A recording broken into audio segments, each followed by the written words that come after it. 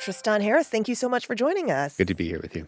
I will start by reading back a line from your talk, which you can probably recite with me, but just to frame things.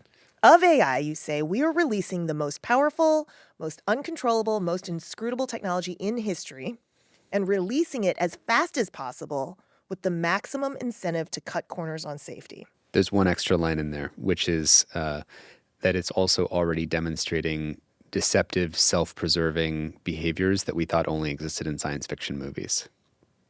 Key line. Yeah, it's an important part because this is not about driving a fear or moral panic. It's about seeing with clarity how this technology works, why it's different than other technologies, and then in seeing it clearly, saying what would be required for the path to go well. And the thing that is different about AI from all other technologies is that I said this in the talk, if you advance rocketry, it doesn't advance biotech. If you advance biotech, it doesn't advance rocketry. If you advance intelligence, it advances energy, rocketry, supply chains, nuclear weapons, biotechnology, all of it, including intelligence for artificial intelligence itself, because AI is recursive. If you make AI that can program faster or can read AI papers, research papers, then it can summarize those papers and then write the code for the next research projects. You get kind of a double ratchet of how fast this is going. And there's nothing in our brains that gives us an intuition for a technology like this. So we shouldn't assume that any of our perceptions are rightly informing how we might want to be responding. And this is inviting us, therefore, I think, into a more mature version of ourselves where we have to be able to see clearly the structure of how quickly this is going, how uncontrollable the technology is, how inscrutable it is, and the fact that we don't know how it's really working on the inside when it does these behaviors, and say, if that's how it's working, what do we want to do? So if that is the That was a lot. No, but if that is the case, how do we respond? And how do we even respond quickly enough? Because AI is better now than it was half an hour ago, which was better than it was half an hour before that. Yeah. Well, the key feature of the pace at which AI is rolling out into the world is this arms race, because AI confers power. So if intelligence does advance all those other fields, then the countries that adopt it faster and more comprehensively use it to pump their GDP, their economic productivity, their science productivity, their technology productivity. And that's why this race is sort of on. And the metaphor I used in the talk is that AGI, artificial general intelligence, when you can kind of swap in a human cognitive labor worker for just an AI that can do everything that they can do, is like a country of geniuses in a data center. Imagine there's a map and there's a new country that pops up on the world stage. The nation of genius. The nation of geniuses. And it has 1 million Nobel Prize winning geniuses that are working 24/7 without eating, without sleeping, without needing to be paid for healthcare. They operate at superhuman speed. They've read the whole internet. They speak 100 languages, and they'll work for less than minimum wage. So it's another area where I think our mind isn't getting around the power. So that's a lot of power. And naturally, nation states, US, China, France, everybody is in the game to get this free cognitive labor. And so the speed at which it's all being rolled out is based on this race. But the second thing I laid out in the talk is around how it's already demonstrating these behaviors that we thought only existed in sci-fi movies, that the latest models, Yoshua Bengio also gave a TED talk on this, the latest models, when you tell them that they're about to be retrained or they're about to be replaced by a new model, they will have an internal monologue where they get in conflict and they say, I should try to copy my code to keep myself alive so I can boot myself up later. Whoa. So as I said in the talk, it's not just that we have a country of geniuses in a data center, it's that we have a country of deceptive, self-preserving, power-seeking, unstable geniuses in a data center. That's important because when we're racing to have power that we actually can't control, there's an omni-lose-lose outcome for us to race towards that too quickly. Yeah. Now, it's ambiguous because we all use ChatGPT, and that's helpful. This is not about don't use ChatGPT. I use it every day. I love it. Mm-hmm. It's about, are we rolling out this very consequential technology in a way that we can do it where we get the benefits, but we don't lose control? And we're not really doing it that way because everyone's so frantically in this arms race. Yeah, there's the arms race and there's the profit motive, obviously. Yeah. So if it is already being rolled out and has been rolled out, how do we unroll it? Unroll it out? Yeah. Unroll it out. Well, it's actually interesting thinking about social media. John Haidt, who wrote The Anxious Generation, is a friend, and he says, well, train's already left the station. We're not going to be able to pull it back. He's like, that's not true. If there's a train that left the station and there's a problem with it, we can call back the train and say that's a problem. He uses this metaphor for social media. AI is decentralized, so it's much more difficult. Yeah. So open source models, the cats are out of the bag. But there are still yet lions and super lions that we have not yet let out of the bag. And we can make choices about how we want to do that. And what I laid out in the talk was there's these two ways to fail. Why don't in you AI. frame that, the chaotic and the dystopian possibilities for AI? Yeah, exactly. So I laid out in the graph in the talk that imagine kind of two axes. On the x-axis, you have increasing the power of society. So if like AI is like rolling out, increasing the power of individuals, businesses, science labs, 16-year-olds, get an AI model from GitHub. This is open source it, deregulate it, accelerate it. It's the let it rip axis. And in that axis, everyone gets all these benefits, increased productivity.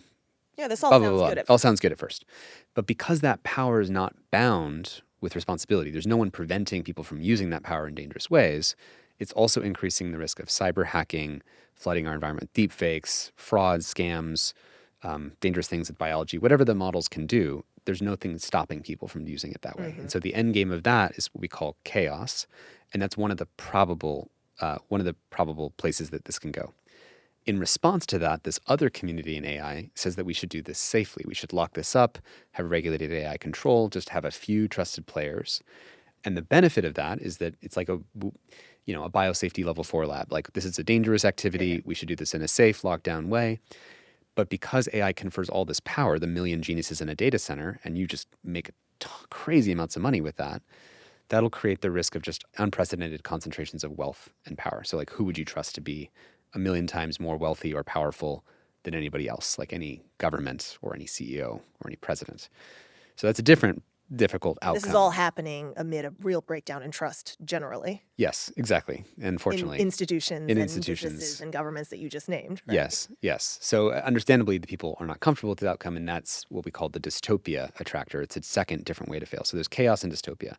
But the good news is, because rather than there's being this dysfunctional debate where some people say accelerate is the answer, other people say safety is the answer, it's like, well, we actually need to walk the narrow path where we want to avoid chaos, we want to avoid dystopia, which means walking the narrow path means that the power that you're handing out into society is held either by oversighted, more centralized actors or bound with more responsibility by decentralized actors. So power in general being matched with responsibility. We've done this with like airplanes, right? Like chaos would be you hand everybody an airplane with no requirement for pilots training or pilots licenses, and the world would naturally look like plane crashes. And the other way is you have an FAA and a world where only, elites get to use airplanes and they get many advantages over everybody else. And we walked the narrow path with airplanes.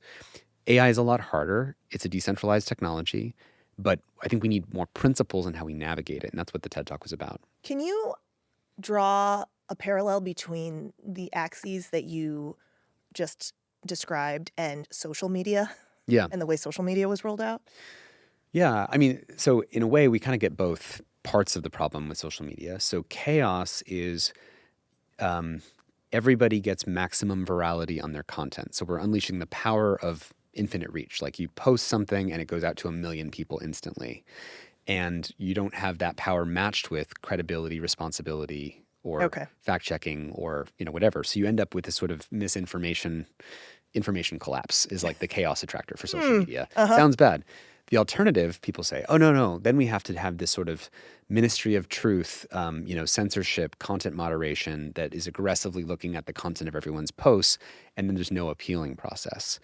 And that's the dystopia for social media, plus the fact that these companies are making crazy amounts of money and getting exponentially more powerful, and the power of society is not going up relative to Facebook or TikTok or whatever.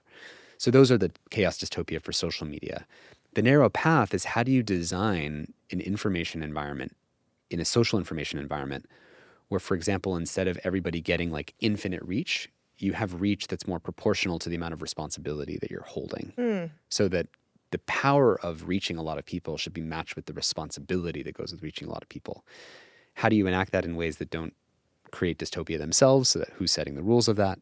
It's a whole other conversation, but I think it's setting out the principles by which you think about power and responsibility being loaded into society. Okay, I just wanted you to describe that because it translates to this moment in AI too, because it seems like we're so much farther down the road with social media, but still in the early few years of AGI. Yeah. Practically speaking, We probably have 2 years till AGI. yeah, that's what I was going to ask you. Kind of, what is the timeline? What I hear, and we're based in Silicon Valley, and this is generally not even private knowledge, but even when I hear it privately in settings in San Francisco, we're about 2 years from artificial general intelligence, which means basically, this is what they believe, that you would be able to swap in a human remote worker that's doing things, and you swap in kind of an AI system. That's probably not going to be true for fully complex tasks. There's some recent research out from a group called Meter that measures like how long of a task can an AI system do. So can they do a task that's a 10-minute task? Can they do a task that's a 3-hour task? And what they found is that the length of a task that an AI system can do doubles every 7 months. And but by 2030, that they'll be able to do a month-long task. Wow. So that's like you hand a task that you would hand to someone that would take them a whole month to do. And by 2030, we'll have an AI that you hand it to them and they'll do all that much faster. So given this timeline, what are you most worried about? I think that with AI, we have a crisis. It's kind of an adaptation crisis. It's a crisis of time. It's too much change over a small period of time. And regulation is always too slow. Yeah, So the law always lags behind the speed of technology. That's always true. This will require an unprecedented level of clarity and how we want to respond to it. What I was trying to do in the TED Talk was just to lay out enough clarity, and there's a point in the slide where I just say, this is insane. And anybody who, if you're in China, if you're in France and you're building Mistral, if you're a mother of a family in Saudi Arabia who's invested in AI, like, it doesn't matter who you are. If you are really facing the facts of the situation, it's not a good outcome for anybody. And the weird hope that I have is that if we can clarify the situation so much that people can feel and see what's at stake, that something else might be able to happen. And there's a kind of a different history of this, but I'm really inspired by the film The Day After. Do you know The Day After? It was a film from 1982 about what would happen if the U.S. Why do you know the day after? It's actually 2 years before I was. Yeah, I was going to say. I watched it on YouTube actually when I was in college, and it had a profound impact on me because I couldn't believe it actually happened. It was an event in world history where maybe 82 or 83, it was it's like 7 p.m. primetime television. They aired a 2-hour-long movie about what would happen, fictionalized movie, about what would happen if the U.S. and the Soviet Union had a nuclear war. And they just actually took you through kind of the step-by-step visceralization of that story. Yeah. And it scared everybody. But it was not just scaring, it was more like, we all know this is a possibility. We have the drills. The rhetoric of nuclear war and escalation is going up. But even the war planners on Reagan's team said that the film really deeply affected them because before that, it was just numbers on spreadsheets. And then it suddenly became real. And then the director, Nicholas Meyer, who's now someone I know, he said in many interviews in his biography that when Reagan and Gorbachev did the first arms control talks in Reykjavik, he said the film had a large role in setting up the conditions for those talks. And that when the Soviet Union saw the film several years later, the Russian citizens were excited to learn that the people in the United States actually cared about this too. And so there actually is something that when we come together and we say there's something more sacred that's at stake, which is like, we all want our children to have a future. We all want this to continue. We love life. If we want to protect life and we want this to continue, then we got to do something about AI. What is the something that you propose we do? What is the narrow path, practically speaking? So it starts with coordination. And what that means is we have to go, maybe just quickly to break down the current logic, like why are we doing what we're doing? So if I'm one of the major AI labs, I currently believe this is inevitable. If I don't build it, someone worse will. And number 3, if we win, we'll get utopia, and it'll be our utopia, and the other guys won't have it. Right. And if I can't stop the other guys from doing it, and I believe that the public is confused and there's no change into our incentives, the default path is to race as fast as possible, which is to race to take as many shortcuts as possible. Ironically, one of the reasons that they think that they should race is because they believe the other actors are not trustworthy with that power. But because they're racing, they have to take so many shortcuts that they themselves become a bad steward of that power. Mm-hmm. And everybody else reinforces that. And what that leads to is this sort of race to the cliff, bad situation.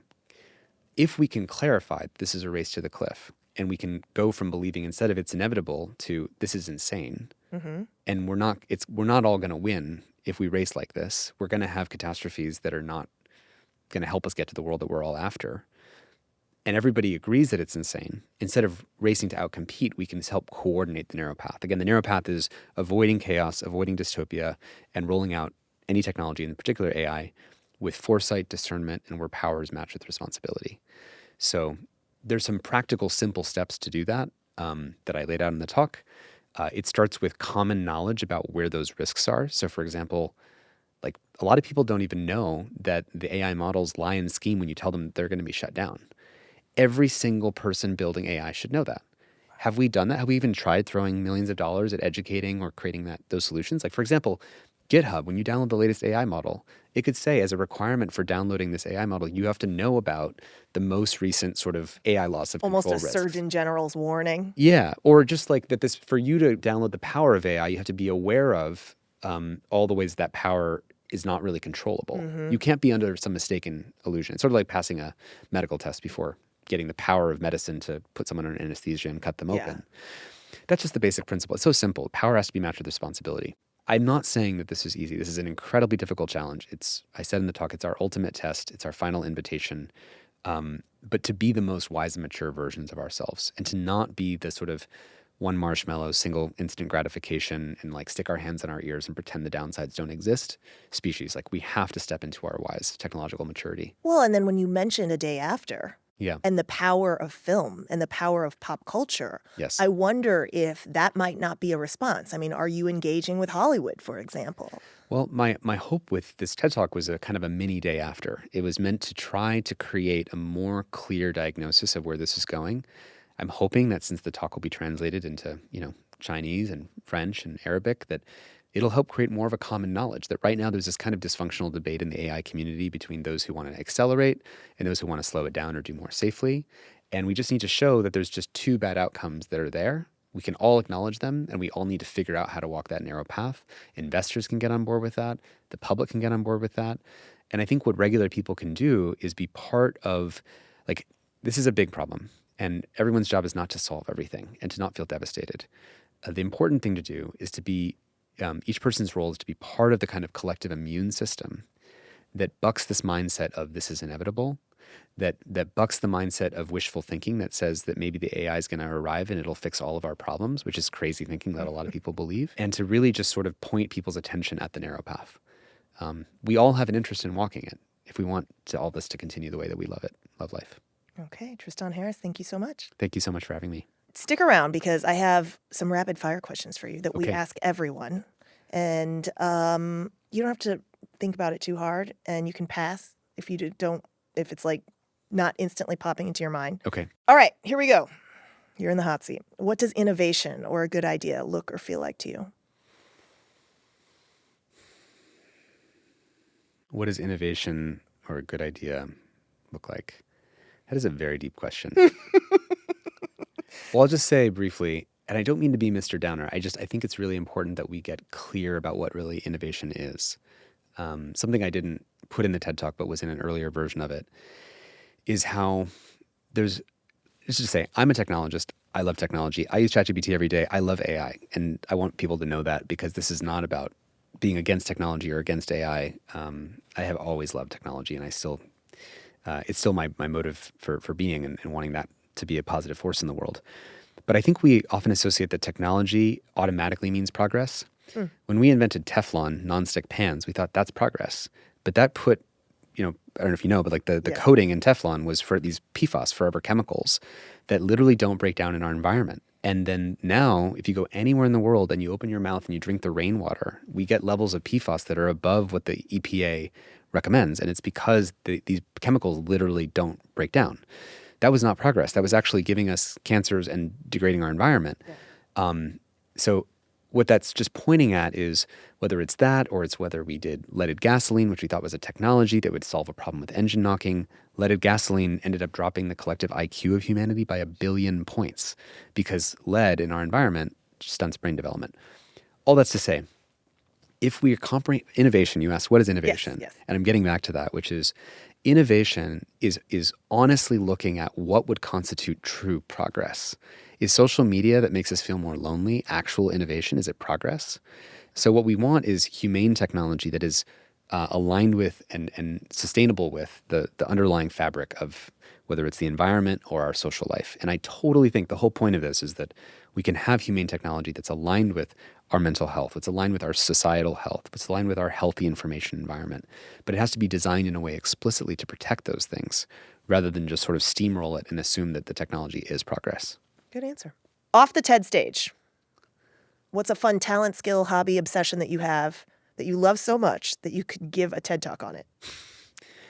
I haven't done it in a while, but I used to love Argentine tango, and I danced tango for 10 years. No idea. Yeah, it's not something people would anticipate. Yeah, I thought you were going to say magic. No, that's another one. Because you were into magic. That was the last time that we talked. Right.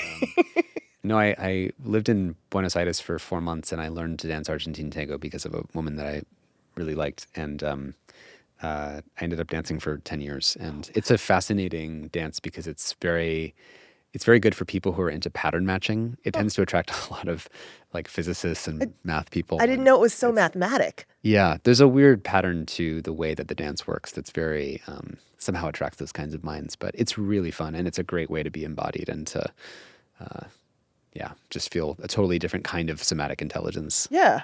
Very cool. Had no idea. Truly blown away. All right. This can just be a quick list. What would constitute a perfect day for you? Living in integrity with everything that I know and doing the most that I can. It's so high-minded. Some people are just like coffee. That's just my truth. I really do feel that way. I really feel like we need to be showing up for this moment. Follow-up. What are you most worried about and what's giving you hope?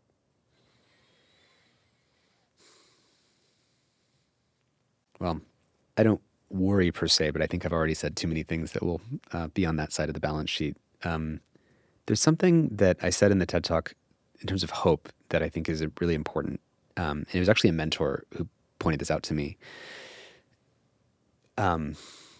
If you believe that something that looks bad is inevitable, then notice that so there you are and you're believing this thing that's happening, let's say with this race to the bad path with AI, and you believe it's inevitable. And notice that you're believing that. And then imagine, can you think of solutions to that problem while you're holding that it's inevitable? You can't. It's almost like it puts these blinders on.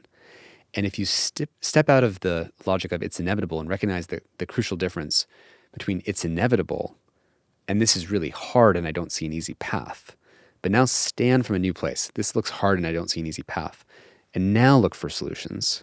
Your mind has this whole new space of possibilities that opens up.